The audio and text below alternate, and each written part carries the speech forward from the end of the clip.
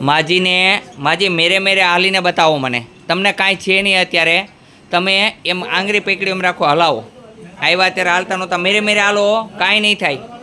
હાલો, સાયન્ટિકામાંથી બહાર કાઢી દીધા છે, ચિકનગુનિયામાંથી બહાર કાઢી દીધા, અત્યારે દુખાવો ન હોય. હાલો, આ માજીને આ તેડીને લઈ આવ્યા હતા, તમે જોઈ શકો છો, ચાલીને હાલે છે. ભાઈ બરોબર છે, ખોટી વાત છે? હાલે છે બરોબર? હા એમ. અત્યારે દુખાવો ન હોય માજીને, છે દુખાવો? ઓછો થઈ ગયો ને? એ બંધ થઈ જશે હમણાં. હો, હાલો.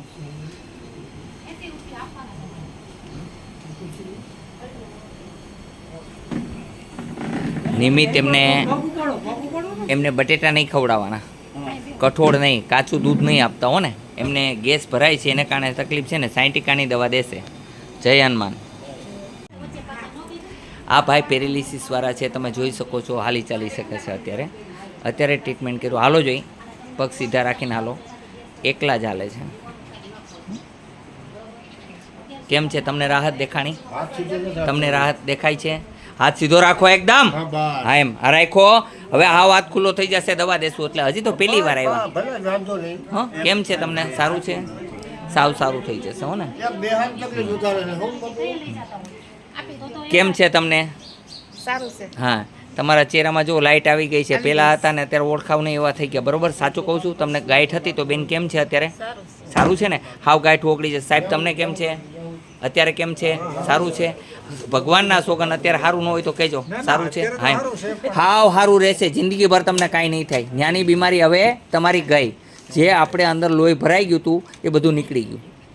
હવે તમને તકલીફ નહીં પડે. દવા લગાડો તો ભલે, ન લગાડો તોય ભલે, પણ દુખાવો થાય જરા તરા, એટલે દુખાવો આંગળીમાં હાથે દુખાવો ન થાય એની માટે. હો ને?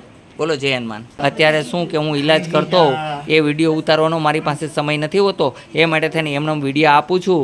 બાકી તો ટાઈમ મળે ત્યારે અમે તમને કસરત, આ તે બધું વ્યાયામ, આ તે બધું શીખવાડીએ છીએ કે કઈ રીતની કસરત કરવી જોઈએ, કઈ રીતના બધા મોડ કરવાથી આપણને સારું થઈ શકે છે, એવું અમે શીખવાડીએ છીએ. કે શંખ મુદ્રા છે, કેમ બેસવું જોઈએ, કેમ નહીં ઉઠવું, કેમ કસરત કરવી જોઈએ, આ તે બધું શીખવાડીએ, જેનાથી તમને ઘણા બધા ફાયદા થાય.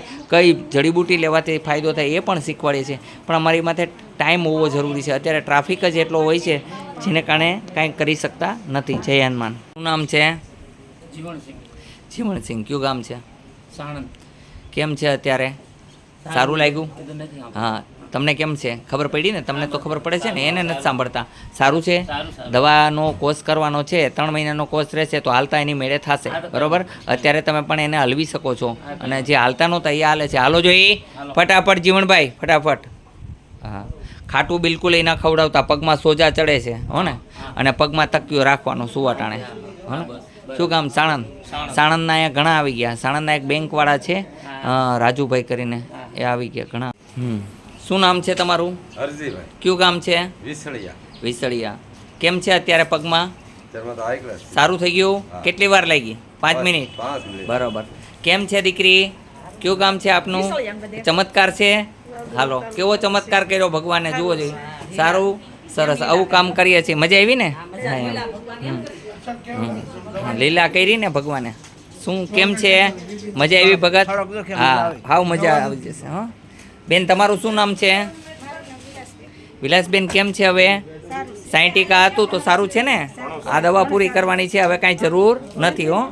હા, શું નામ છે તમારું? વલ્લભભાઈ. હા, પગની બળતરા કેટલા ટાઈમથી હતી? ઘણા સમય થયા. છાતીમાં બળતરા? 6 મહિના થયા. 6 મહિના થયા. બધી દવા લીધી, તાત્કાલિક ફાયદો પડી ગયો? હા. બોલો જય હનુમાન. હા, તમને કેમ છે? કયું ગામ છે તમારું? આમ ડાઠા હું તા કોટડાની બાજુમાં. કેટલા ટાઈમથી પરેશાન હતા? 15 વર્ષના. અત્યારે કેમ છે અહીંયા આવ્યા પછી? રાહત મળે. હા એમ, અહીંયા આવી મજા આવી? હા, મજા આવી. તમને દવા દેશું એટલે તમે એમ કહેશો કાંઈ નથી. બોલો બધાય જય હનુમાન. અહીંયા આવવા માટે થઈને આટકોટથી ગરણી, ગરણીથી થોરખાણ રોડ ઉપર આદેશ આશ્રમ આવેલો છે. અહીંનો સમય સવારે 9 થી 12, સાંજે 4 થી 6 છે. સોમવારની રજા રહીએ છે.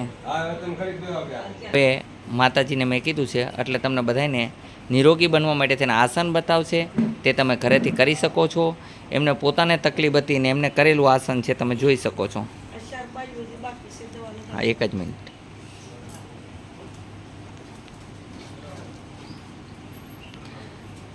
આ રીતનું આસન કરે તો એની અંદર જે કોઈ નસું ચડી જતી હોય, વેરિકનનો પ્રોબ્લેમ હોય, કમરનો પ્રોબ્લેમ હોય, આ રીતનું, તો જેને કારણે દૂર થાય છે. તમે જોઈ શકો છો બધા. બીજું આસન છે, તમે જોઈ શકો છો, આ રીતનું કરવાનું છે. આ રીતના કરવાથી તકલીફ બધી દૂર થઈ જાય છે. હવે માતાજીને કહેશું કઈ મુદ્રામાં બેસવું જોઈએ. એક શંખ મુદ્રા કરવાથી શું ફાયદો થાય તે તમે જણાવજો. શંખ મુદ્રા કરવાથી કોઈ પણ પ્રકારની શરદીની એલર્જી હોય તે દૂર થાય છે. તમે સવારે અનુભવ અને કરી સાંજે શકો છો. 5 થી 10 મિનિટ કરવી જોઈએ. તમે જોઈ શકો છો દરેક કેવી વ્યક્તિ રીતની કરી કરે શકે છે.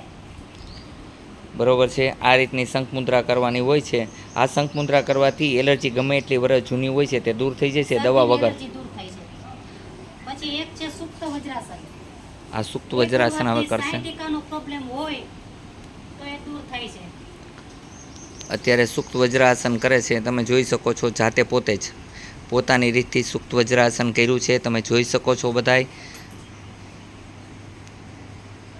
આ કરવાથી ઘણા પ્રકારના રોગ દૂર થઈ જાય છે. તમે જોયું છો કઈ રીતના સૂતા છે, એની બધી સ્નાયુ ખેંચાય છે અને જેને કારણે એકાગ્ર થઈ અને બધું કરે તો એને 100% ફાયદો થાય. 60% ગમે એવું તો દૂર થઈ જાય છે. શરીરનો દુખાવો હોય તે પણ દૂર થઈ જાય છે. આવું બધું કરવું જોઈએ માણસે. આવું કરે તો કોઈ દિવસ વાંધો આવતો નથી. પછી પેસોટી માટે છે ને તળાસન બતાવો. હવે પેસોટી ઘણા લોકોની ખહતી હોય તો એની માટે થઈને એક આસન, તળાસન બતાવવાનું કીધું ને? હા, તળાસન બતાવો. તળાસન બનાવે છે. તમે જોઈ જુઓ આ રીતનું કરવાનું છે. પેસોટી ખાઈ જાય ત્યારે અને નાભી અંદર ખેંચવાની છે. ખેંચાય એટલી એટલે પેસોટી ગમે એવી ખાઈ ગઈ હોય તો ઠેકાણે આવી જશે ઓટોમેટિક. પેટને 5 અંદર અંદર ખેંચવાનું, શ્વાસ ખેંચવાનું શ્વાસ ભરીને. આ રીતથી જોઈ શકો છો તમે કેમ શ્વાસ ખેંચે છે. તમે જોઈ શકો છો.